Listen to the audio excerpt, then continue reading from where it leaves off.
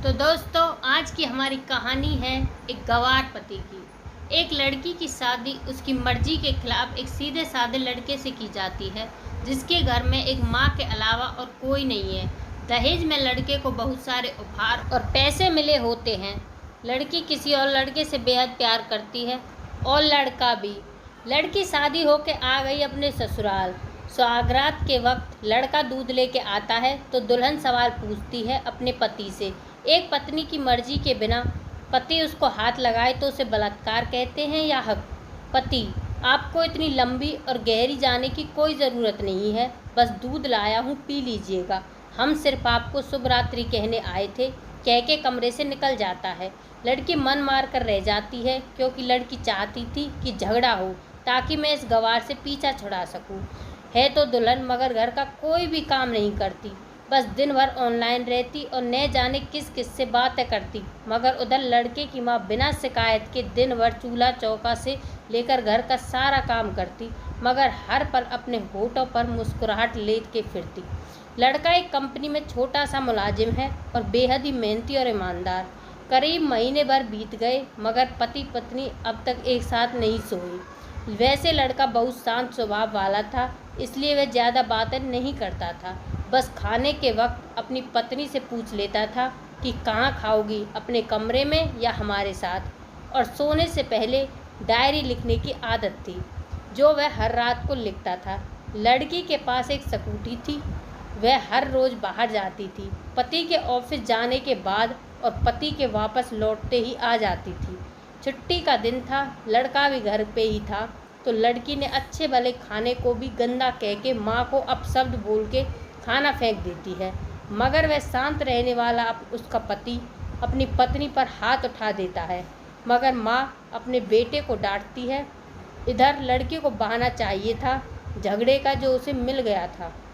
वह पैर पटकती हुई स्कूटी लेके निकल पड़ती है। लड़की जो रोज़ घर से बाहर जाती थी, वह अपने प्यार से मिलने जाती थी। लड़की भले ही टूटकर चाहती थी लड़के को, मगर उसे पता था कि हर लड़की की एक हद होती है, जिसे इज्जत कहते हैं। वह उसको बचाए रखी थी। इधर लड़के अपने प्यार के पास पहुंचकर, अब तो एक पल भी उस घर में नहीं रहना मुझे।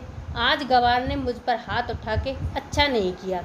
लड़का: अरे तुमसे तो मैं कब से कहता हूँ कि भाग चलो मेरे साथ कहीं दूर, मगर तुम ही हो कि आजकल पे लगी रहती हो। लड़की: शादी के दिन आई तो थी, तुम्ही ने तो लौटाया था मुझे। लड़का: खाली हाथ कहाँ तक भागोगे, तुम ही बोलो। मैंने तो कहा था कि कुछ पैसे और गहने साथ ले लो, तुम तो खाली हाथ आई थी।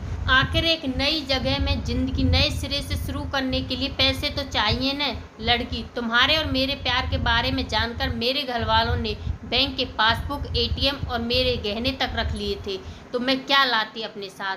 हम दोनों मेहनत करके कमा भी तो सकते थे। लड़का: चलाकर इंसान पहले सोचता है और फिर काम करता है, खाली हाथ भागते तो ये इश्क का भूत 2 दिन में ही उतर जाता, समझी? और जब भी तुम्हें छूना चाहता हूँ तो बहुत नखरे हैं तुम्हारे, बस कहती हो कि शादी के बाद। लड़की: हाँ, शादी के बाद ही अच्छा होता है ये सब, और सब तुम्हारा ही तो है। मैं आज भी एक कुंवारी लड़की हूँ, शादी करके भी आज तक इस गंवार के साथ सो न सकी, क्योंकि तुम्ही को अपना पति मान चुकी हूँ। बस तुम्हारे नाम की सिंदूर लगानी बाकी है, बस वह लगा दो, फिर सब कुछ तुम अपनी मर्जी से करना। लड़का: ठीक है, मैं तैयार हूँ, मगर इस बार कुछ पैसे साथ लेके आना। मत सोचना कि हम दौलत से प्यार करते हैं, हम सिर्फ तुमसे प्यार करते हैं, बस कुछ छोटी मोटी बिजनेस के लिए पैसे चाहिए। लड़की: उस गंवार के पास कहाँ होगा पैसा, मेरे बाप से 3 लाख रुपया, ऊपर से मारुति कार ली है, बस कुछ गहने हैं वह लेके आऊँगी आज। लड़का लड़की को होटल का पता देकर चला जाता है। लड़की घर आके फिर से लड़ाई करती है, मगर अफसोस वह अकेली चिल्लाती रहती है, उससे लड़ने वाला कोई नहीं था। रात 8 बजे लड़के का मैसेज आता है व्हाट्सएप पे कि अब कब आ रही हो। लड़की जवाब देती है, सब्र करो, कोई सोया नहीं है, मैं 12 बजे से पहले पहुंच जाऊंगी, क्योंकि यहाँ तुम्हारे बिना मेरी सांसें घुटती हैं। लड़का: ओके, जल्दी आना, मैं होटल के बाहर खड़ा रहूँगा। लड़की अपने पति को बोल देती है कि मुझे खाना नहीं चाहिए, मैंने बाहर खा लिया है, इसलिए मुझे कोई परेशान न करे। इतना कह के दरवाज़ा बंद करके अंदर आती है कि पति बोलता है कि अलमारी से मेरी डायरी दे दो, फिर बंद करना दरवाज़ा। हम परेशान नहीं करेंगे। लड़की दरवाज़ा खोले बिना कहती है कि चाबियाँ दो अलमारी की। लड़का, तुम्हारे बिस्तर के पैरों तले है चाबी। मगर लड़की दरवाज़ा नहीं खोलती बल्कि ज़ोर ज़ोर से गाना सुनने लगती है। बाहर पति कुछ देर तक दरवाज़ा पीटता है, फिर हार कर लौट जाता है।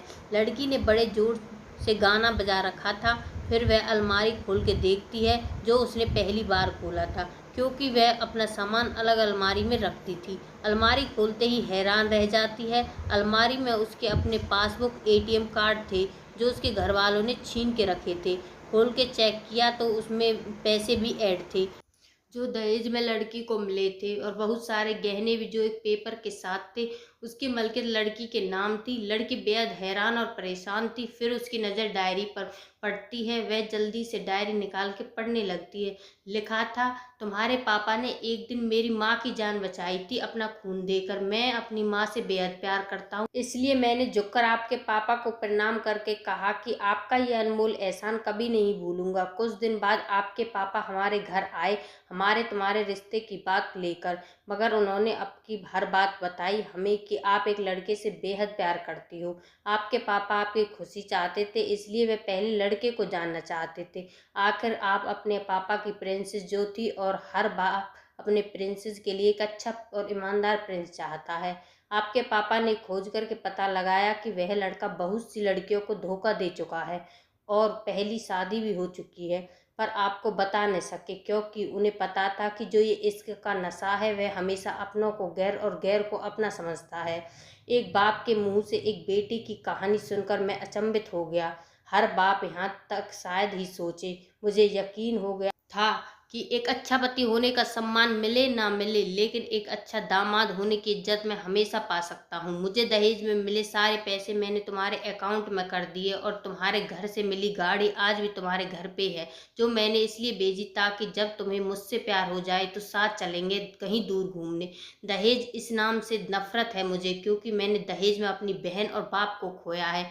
मेरे पापा के अंतिम शब्द भी यही थे कि किसी बेटी के बाप से कभी एक रुपया न लेना। मर्द हो तो कमा के खिलाना। तुम आज़ाद हो, कहीं भी जा सकती हो। डायरी के बीच के पन्नों में तलाक के पेपर हैं, जहां मैंने पहले ही साइन कर दिया है। जब तुम्हें लगे कि इस गवार के साथ नहीं रहना तो साइन करके कहीं भी अपनी सारी चीज़ें लेके जा सकती हो। लड़की हैरान थी, परेशान थी। न चाहते हुए भी गवार के शब्दों ने उसके दिल को छुआ था। न चाहते हुए भी गवार के अनदेखे प्यार को महसूस करके पलकें नम हुई थी। आगे लिखा था, मैंने तुम्हें इसलिए मारा क्योंकि आपने माँ को गाली दी, और जो बेटा खुद के आगे माँ की बेइज्जती होते सहन कर जाए, फिर वह बेटा कैसा। कल आपके भी बच्चे होंगे, चाहे किसी के साथ भी हों, तब महसूस होगी माँ की महानता और प्यार।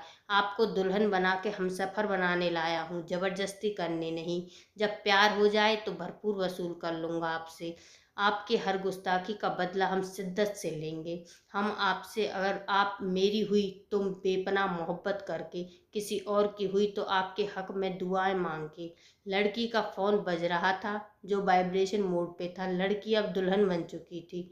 पलकों से आंसू गिर रहे थे। सिसकते हुए मोबाइल से पहले सिम निकाल के तोड़ा, फिर सारा सामान जैसा था वैसे रख के न जाने कब सो गई, पता ही नहीं चला। सुबह देर से जगी, तब तक गवार ऑफिस जा चुका था। पहले नहा धोकर साड़ी पहनी, लंबी सी सिंदूर डाली, अपनी मांग में फिर मंगलसूत्र, जबकि पहले एक टीकी जैसी साइड पे सिंदूर लगाती थी ताकि कोई लड़का ध्यान न दे, मगर आज 10 किलोमीटर से भी दिखाई दे ऐसी लंबी और गाढ़ी सिंदूर लगाई थी दुल्हन ने। फिर किचन में जाके सासू माँ को जबरदस्ती कमरे में लेके तैयार होने को कहती है, और अपने गंवार पति के लिए थोड़े नमकीन, थोड़े हलवे और चाय बनाकर अपनी स्कूटी पे सासू माँ को जबरदस्ती बिठाकर, जबकि कुछ पता ही नहीं है उनको कि बहू आज मुझे कहाँ ले जा रही है, बस बैठ जाती है। फिर रास्ते में सासू माँ को पति के ऑफिस का पता पूछकर ऑफिस पहुंच जाती है। पति हैरान रह जाता है पत्नी को इस हालत में देखकर।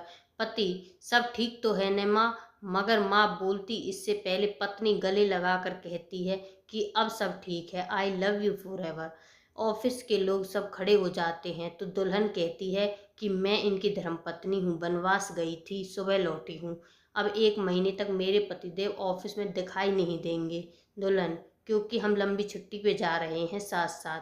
पति, पागल, दुल्हन, आपकी सादगी और भोलेपन ने बनाया है। सभी लोग तालियां बजाते हैं और दुल्हन फिर से लिपट जाती है अपने गंवार से, जहां से वह दोबारा कभी नहीं छूटना चाहती।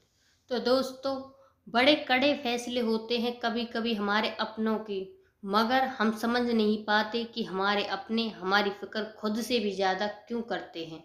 माँ बाप के फैसलों का सम्मान करें, क्योंकि ये दो शख्स ऐसे हैं जो आपको हमेशा दुनियादारी से ज्यादा प्यार करते हैं। तो आपको ये वीडियो कैसी लगी हमें कमेंट में ज़रूर बताएं। अच्छी लगी हो तो चैनल को सब्सक्राइब करें। Thank you.